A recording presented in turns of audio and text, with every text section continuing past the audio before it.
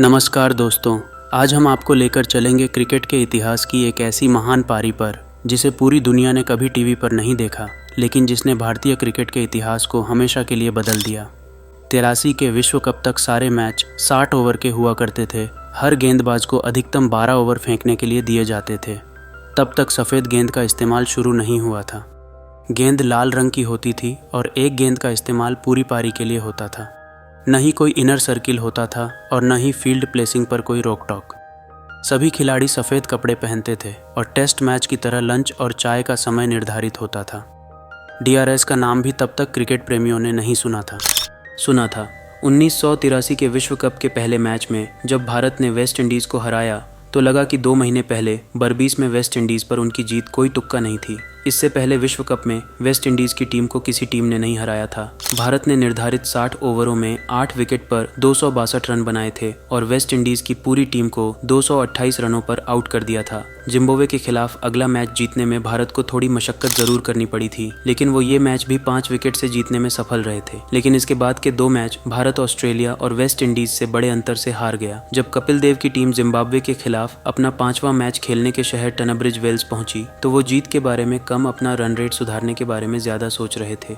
कपिल देव अपनी आत्मकथा straight from the heart में लिखते हैं, चूंकि ऑस्ट्रेलिया की टीम अंकों में हमारे बराबर आ गई थी और उनका रन रेट हमसे बेहतर था, इसलिए हमारा पूरा जोर अपना रन रेट सुधारने पर था। वक्त का तकाजा था कि हम पहले बैटिंग करें और 300 से अधिक रन बनाएं। मेरा ध्यान इस तरफ गया भी नहीं कि पिच में काफ़ी नमी थी और उस पर पहले बैटिंग करना मुसीबतों को दावत देना था। मैंने बैटिंग के अलावा किसी दूसरे विकल्प पर गंभीरता से विचार ही नहीं किया। शुरू में गेंदबाजों को काफ़ी मूवमेंट मिल रहा था। नतीजा ये रहा कि हमारे दोनों ओपनर बिना कोई खास योगदान किए पवेलियन वापस लौट आए। सबसे पहले गावस्कर पहले ही ओवर की आखिरी गेंद पर आउट हुए। सबने अपनी उम्मीदें फॉर्म में चल रहे मोहिंदर अमरनाथ पर लगाईं, लेकिन वो भी 5वें ओवर में विकेट के पीछे लपक लिए गए। स्कोर था 6 रन पर 2 विकेट। जब संदीप पाटिल बैटिंग करने आए तो स्टेडियम में सन्नाटा छा चुका था। इस बीच श्रीकांत ने डीप मिड ऑफ पर एक आसान कैच दे दिया। कुछ गेंदों बाद संदीप पाटिल भी विकेट कीपर के हाथों कैच कर लिए गए। संदीप पाटिल अपनी आत्मकथा सैंडी स्टॉर्म में लिखते हैं, कपिल ने सोचा कि शायद उनकी बारी देर से आएगी, इसलिए वो नहाने चले गए, लेकिन हमारे खिलाड़ी इतनी जल्दी आउट हुए कि मैंने अपने आप को यशपाल शर्मा के साथ क्रीज पर पाया। 12वें खिलाड़ी सुनील वाल्सन दौड़कर हमारे पास क्रीज पर आकर बोले कि कपिल अभी भी वॉशरूम में हैं। अगली बारी उन्हीं की थी,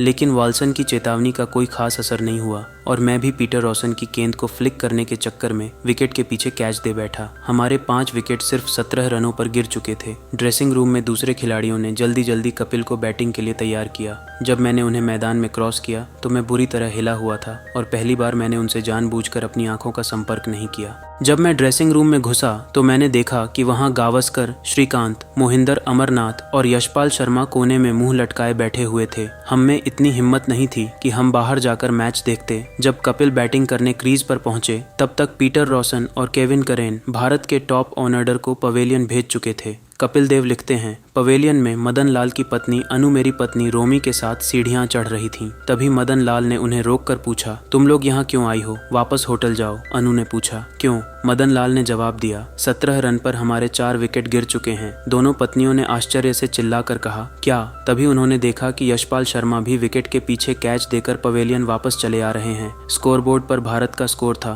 5 विकेट पर 17 रन। कपिल देव ने सावधानी से खेलना शुरू किया। ये उनका स्वाभाविक खेल नहीं था। उनके पहले 50 रनों में एक भी बाउंड्री नहीं थी। उस समय कपिल देव की कोशिश थी कि किसी तरह इज्जत बची रहे और भारत कम से कम 180 तक अपने स्कोर को खींच ले जाए। उनका साथ देने के लिए रोजर बिन्नी आए। ये दोनों छठे विकेट के लिए 60 रन की साझेदारी निभाते हुए स्कोर को 77 तक ले गए। कपिल और बिन्नी की जान में जान आई जब रोशन को 6 ओवर के स्पेल के बाद बदल दिया गया। तभी बिन्नी LBD भी आउट हो गए और 1 रन बनाने के बाद रवि शास्त्री भी पवेलियन लौट गए, लेकिन तब तक विकेट थोड़ा आसान हो चला था। कपिल विकेट के पीछे कटकर और सामने गैप्स में खेलकर रन जुटाने लगे थे। कपिल लिखते हैं, मैं क्रीज पर खड़ा होकर अपने आप से कह रहा था, तुम्हें इस ओवर के खत्म होने तक खेलना है। तभी मदन लाल ने मुझसे आकर कहा, मैं एक छोर संभालता हूँ, आप रन बनाइए। 35वें ओवर के बाद जब लंच हुआ तो भारत का स्कोर था 7 विकेट पर 106 रन और मैं 50 रनों पर खेल रहा था। उधर ड्रेसिंग रूम में बैठे गावस्कर, श्रीकांत, मोहिंदर, यशपाल शर्मा और संदीप पाटिल शून्य में तक रहे थे। संदीप पाटिल लिखते हैं, हम अपने आप को दुनिया की नजर से छुपा लेना चाहते थे। हम में हिम्मत नहीं थी कि हम ऊपर जाकर मैच देखें। करीब 20 मिनट बाद हमें दर्शकों का शोर सुनाई देने लगा। इसके बाद हर 5 मिनट पर और शोर सुनाई देता।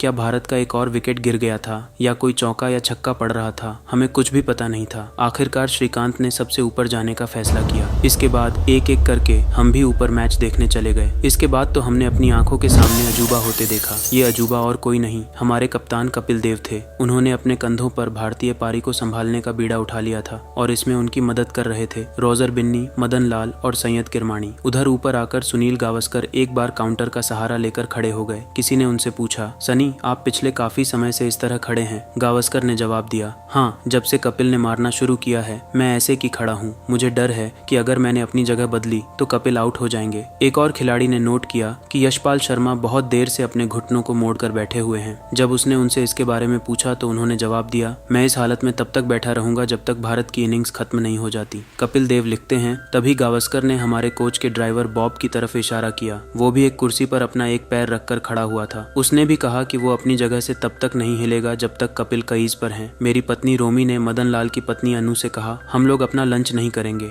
और भारत के अच्छे प्रदर्शन के लिए दुआ मांगेंगे। अनु इसके लिए राजी हो गई। उधर जब कपिल लंच होने पर ड्रेसिंग रूम में पहुंचे तो वहां उनकी टीम का एक बंदा भी मौजूद नहीं था। वो सब लोग बाहर चले गए थे। कपिल लिखते हैं, मेरी कुर्सी के पास एक गिलास पानी रखा हुआ था।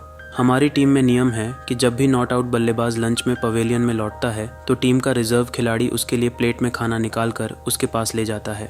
उस दिन मेरे लंच का दूर दूर तक कोई निशान नहीं था। मुझे डाइनिंग रूम जाकर खुद ही अपना खाना लेना था।